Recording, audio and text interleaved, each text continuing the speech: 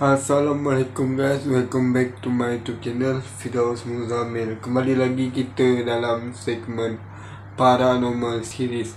So untuk video kali ni aku nak sambung cerita kisah Tia yang disihir oleh bekas kekasih dia. Jom. Tapi sebelum lanjut, kita baca doa dulu, mohon perlindungan daripada gangguan-gangguan syaitan dan benda yang kita tak nampak.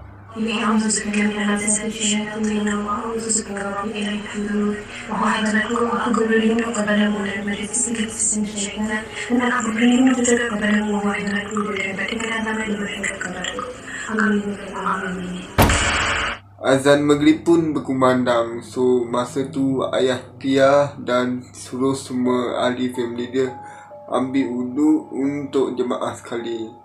So Tia ni pun marah lah dengan bila ayah dia suruh ambil wuduk kan. Ayah dia tengok je Tia, macam tahulah kenapa Tia jadi macam tu. Dia kata, "Kakak jomlah solat." Disebabkan Tia ni adalah seorang je anak perempuan dia. Bukan seorang lah, ada je adik dia yang masih kecil tapi umur dia orang agaklah jauh. Ayah dia lebih manjakan Tia lah. Dia tetap juga cakap lembut. So dia tak pernah lah nak cakap kasar dengan Tia. Tia ni pun sebenarnya tak pernah pun melawan cakap ayah dia. Tapi bila ayah dia suruh solat tu, dia jeling dengan jelingan yang sangat-sangat tajam. Disebabkan benda tu rasuk badan Tia. Dengan rasa tak bersalah langsung, Tia pun kata macam ni, "Solat sendiri ya. Solat sendiri pun boleh kan. Buat apa nak berjemaah bagai?" Tia cakap macam tu. Tia pun masuk ke dalam bilik dan dia pun hempas pintu bilik tu. So korang tahu tak dia buat apa? Tia pun tidur.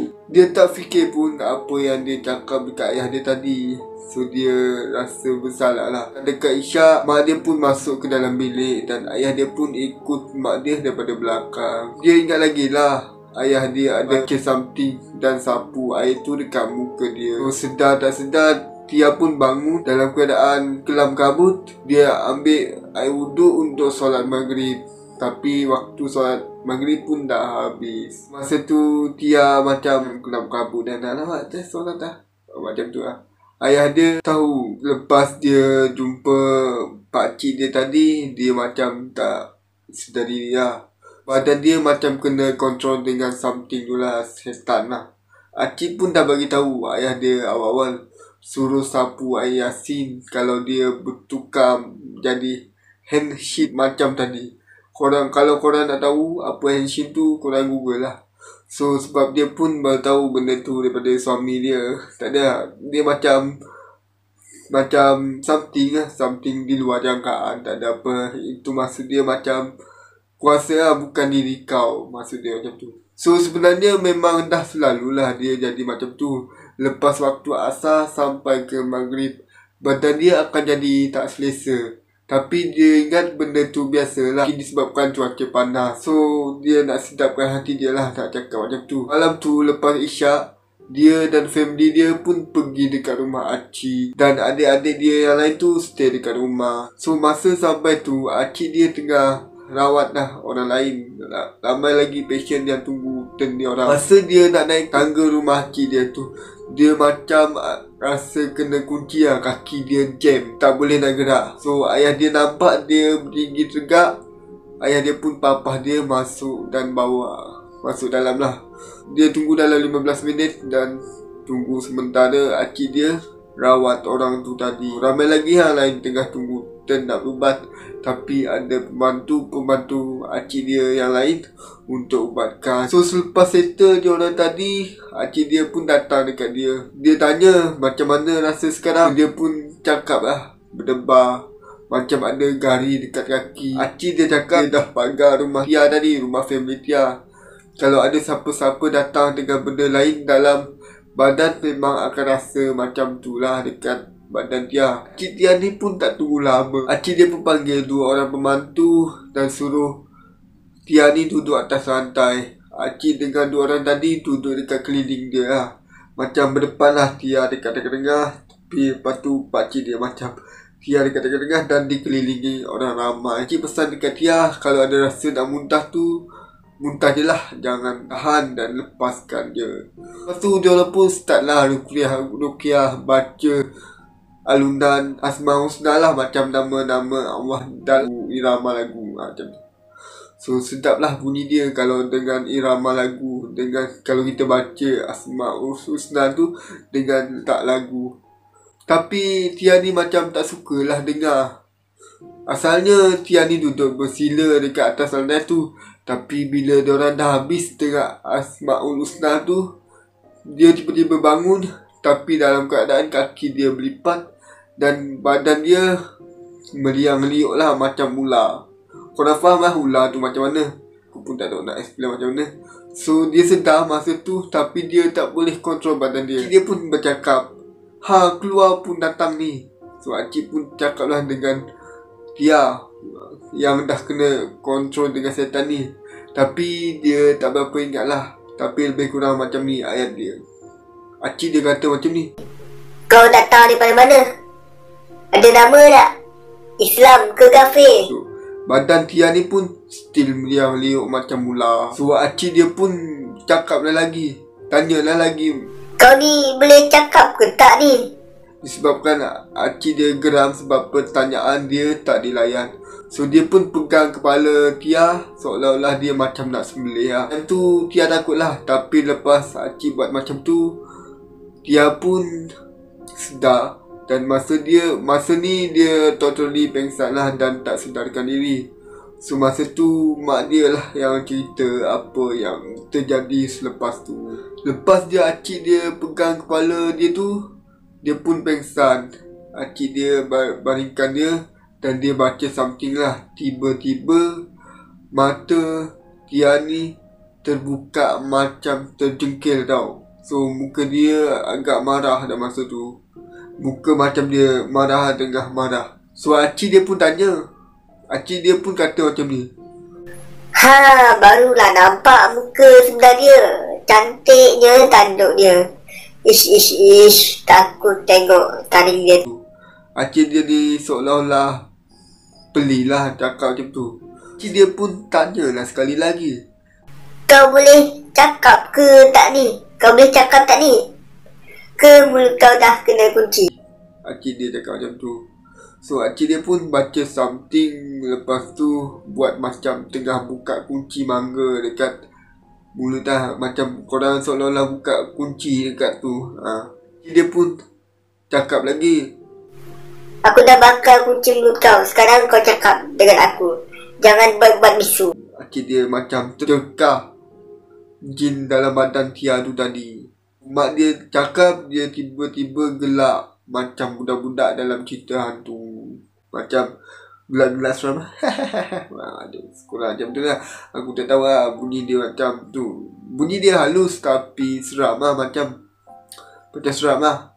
Yalah budak kecil tapi ketawa menilai. Jin dalam badan Tia ni pun jawab, "Jadi aku punya. Badan dia aku dah jampi. Dia tak boleh lari. Sampai mati aku akan cari dia." Dia kata macam tu. So Acik dia ni macam tak puas hati dengan jawapan dia. Dia pun macam risau lah dengan keadaan dia macam tu kan. Acik dia cakap lagi, "Kau cakap sekarang. Kau datang daripada mana? Siapa yang hantar kau, setan?" dengan nada yang kuat lah. Dia kata macam tu. "Cakap sekarang sebelum aku bakar kau." Dia kata macam tu. Setan dalam badan Tia ni pun jawab lah, "Perempuan ni dah banyak kali sakitkan aku dengan garam bodoh dia tu." garam tu masa dia berubat dengan Ustaz First tu kan. Kan aku pernah cerita sebelum ni, ada Ustaz yang rawat dia dekat KL tu. So Ustaz tu suruh dia mandi dekat garam bukit. So mungkin dia marah dengan dia mandi air garam tu. So Acik dia pun sembang dengan Tia yang dah dirasuk tu tadi. Sembang. Dah habis sembang dengan pembantu, dia tarik buang segala gangguan dalam badan Tia. Tapi Acik dia cakap dia akan datang balik sebab santau dekat badan dia ni susah gila nak buang. Dia pula tak muntah-muntah dari tadi. Masa ni batuk Tia pun dah kurang lah lepas dia berubat dengan ustaz yang first tu. Tapi gangguan dekat Tia masih ada lagi. Bila Tia dah sedar, badan Tia rasa sangat letih dan dia rasa lemah satu badan. Dia rasa nak tidur je masa tu.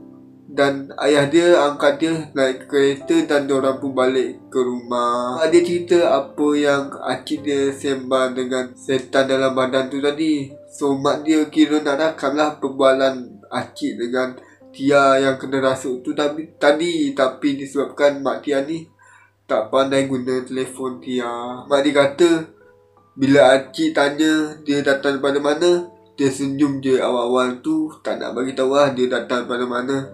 So acik dia pun paksa lah jin tu, paksa torture. Dia cubit tapi sakit je Tia lah. Sampai sekarang dia boleh rasa sakit tu dekat bawah ketiak dia. So dia pun mulalah cakap, katanya dia datang daripada Thailand. Puas juga paksa siapa yang hantar dia datang dekat sini, datang rasuk badan Tia.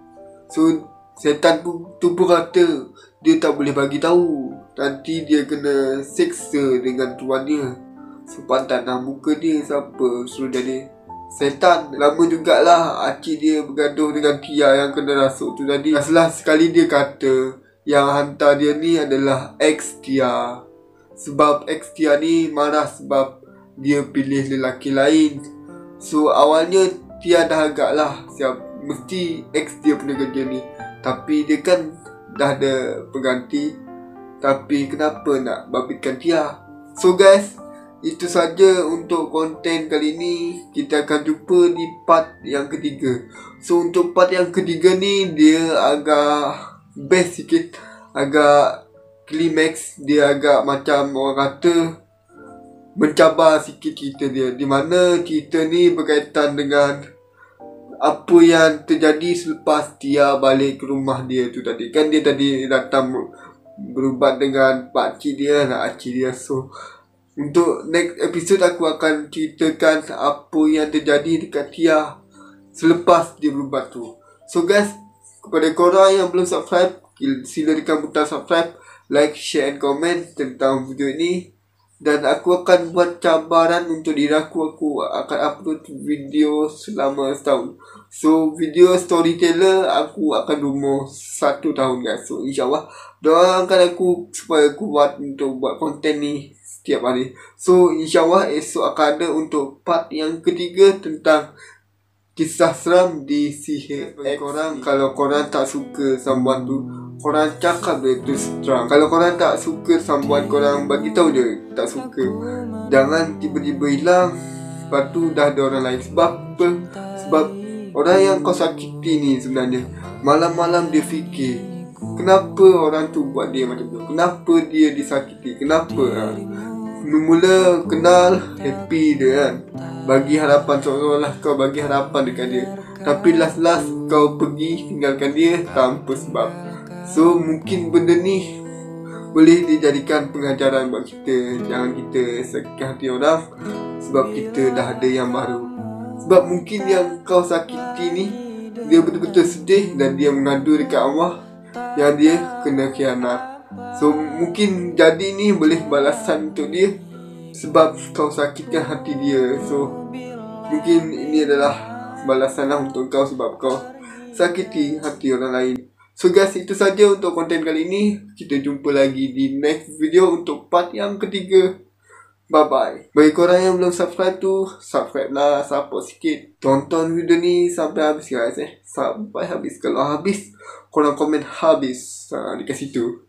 So jumpa lagi. Bye bye. Agak lama juga cerita ni sebenarnya. Itu je lah, tak tahu nak cakap apa. Bye bye. See you next video untuk part yang ketiga. Ingat, part yang ketiga. So korang kena pastikan korang tekan butang loceng tu untuk korang tidak ketinggalan di video yang akan datang. Kira aku dah nak sembang panjang lagi kan, bosan pula korang gitu ni. So bye bye.